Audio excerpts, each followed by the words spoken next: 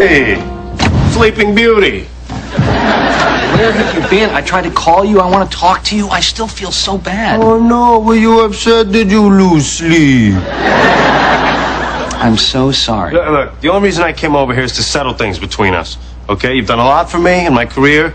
I wanted to pay you back by taking you to the premiere, but you missed it. Okay, so how much do I owe you? What? Give me a number. I don't want to owe you anything.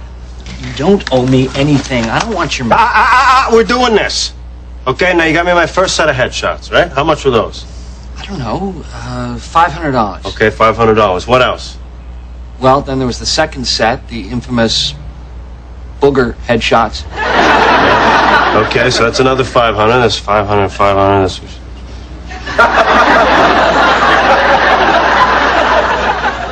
Do you want a calculator? Please. Here.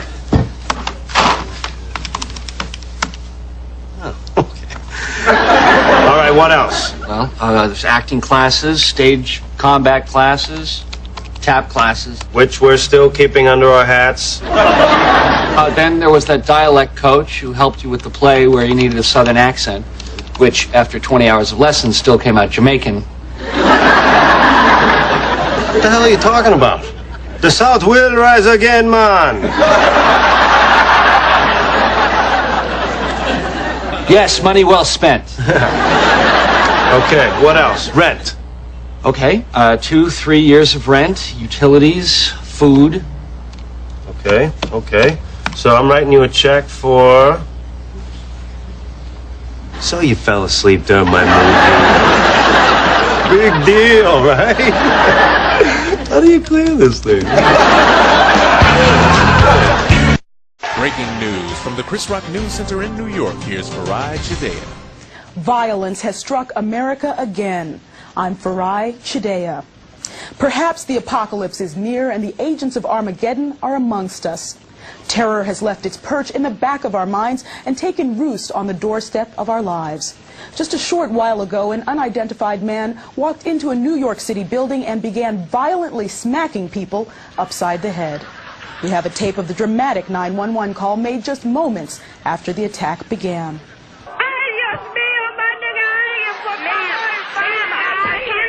You're going to have to speak English. He's just smacking everybody upside the head! Stay on the line, we're sending help. The suspect in this attack is former building worker Gerald Lee Davis. Davis was recently dismissed from his position as the building's part-time second assistant doorman and had reportedly been despondent. Right now, we're going to show you exclusive footage of the initial moments of this attack. As you see here, Davis enters the building, and within seconds, the rampage begins.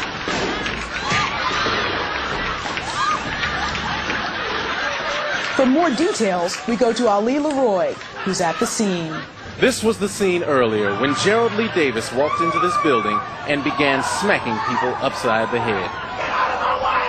I went to use the phone, to dial 911, and he came up and he just smacked me upside the head. And I looked him right in the eye and I said, please don't smack me upside the head. And then he smacked my friend. Upside the head. He smacked her, and she went flying across the room. Hollywood is to blame, man. Hollywood is to blame. If you watch enough TV, if you watch enough movies, if you watch enough video games, eventually you're going to want to smack somebody upside the head. For real. I feel like smacking you now. We need stricter hand control, but the Republicans, they won't even support mittens. Now, I hate to say it, but hands don't smack people upside the head. People smack people upside the head. Police are desperately trying to negotiate a surrender with Gerald Lee Davis, who is still inside holding some 30 hostages, any one of whom, at any moment, could get smacked upside the head. I'm Ali Leroy. Back to you. Gerald Lee Davis's attack is the most recent in a long summer of violence, coming barely 2 weeks after a man from Detroit went on a rampage, putting his foot up people's asses.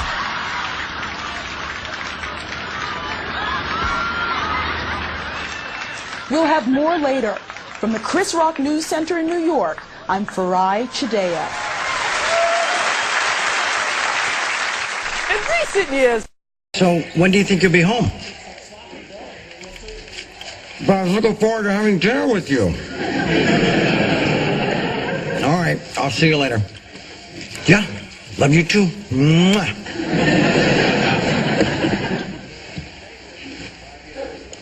Love you too. Mwah. Alan? Yeah? Smack your kid for me. Should we really risk more brain damage? Thanks for sticking up for me, Dad. Oh, hey, you'll never guess who I ran into. Kobe Bryant? No. Lauren Conrad? No. Sean P. Diddy Combs? What is wrong with you? No, I ran into Mia at the coffee shop. You're kidding. No, apparently she's single again and living in L.A. What's wrong with you? So, Mia, how'd she look? Better than ever. Damn. What did she say? She said to give you her best. That's it? Pretty much.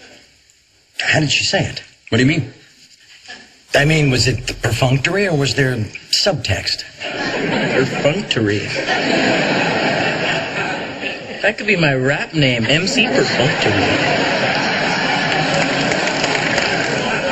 I don't know. But I mentioned that you were engaged, and she seemed happy for you. You told her I was engaged? Why the hell would you do that? Because you are, in fact, engaged. She seemed happy about that? Yeah, she said good for him. How did she say it? Was it perfunctory? Or were there subtitles? I'm leaving. And yet the memory of him lingers on. Hey, Uncle Charlie. Yep. Love you. To think I fought for shared custody. Used to fight for the sheer pleasure of it, for the thrill of the hunt. Oh, I had the strength unmeasurable. I spared no one. And yet, you showed mercy to everyone, even your fiercest enemies, even me.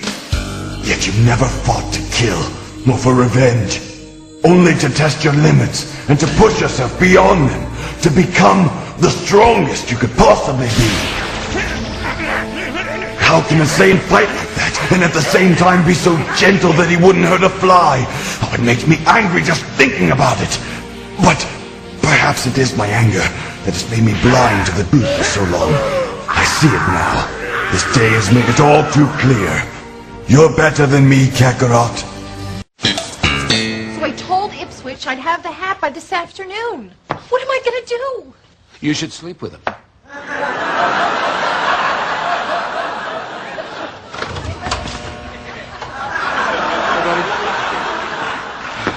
I'm on no sleep. No sleep. You don't know what it's like in there. All night long, things are creaking and cracking, and that red light is burning my brain. You look a little stressed. Oh, I'm stressed. So, Kramer, what am I supposed to do if I don't have that fur hat by 4 o'clock? They're going to take me down like Nixon. You know my friend Bob Sacramento? I thought he was Kramer's friend. Well, he called last night about 3 a.m. and we got to talking. He sells Russian hats down at Battery Park. $40. $40? Are they sable? No, but the difference is negligible. Oh, yeah, I like this idea. All right, let's give it a shot. Let's go. Giddy up. It's getting cold. It's getting cold. That was a close one. But why do we have to keep this from Jerry? Because if Jerry finds out that I'm hooked on Roger's chicken, I'm back in there where the red man is. Did you hold a grudge against Montgomery Burns? No. All right, maybe I did, but I didn't shoot him. Checks out. Okay, sir, you're free to go. Good, because I got a hot date tonight. Odd date. Dinner with friends. Dinner alone. Watching TV alone. All right. I'm going to sit at home and ogle the ladies in the Victoria's Secret catalog. Sears catalog. Now, would you unhook this already, please? I don't deserve this kind of shabby treatment.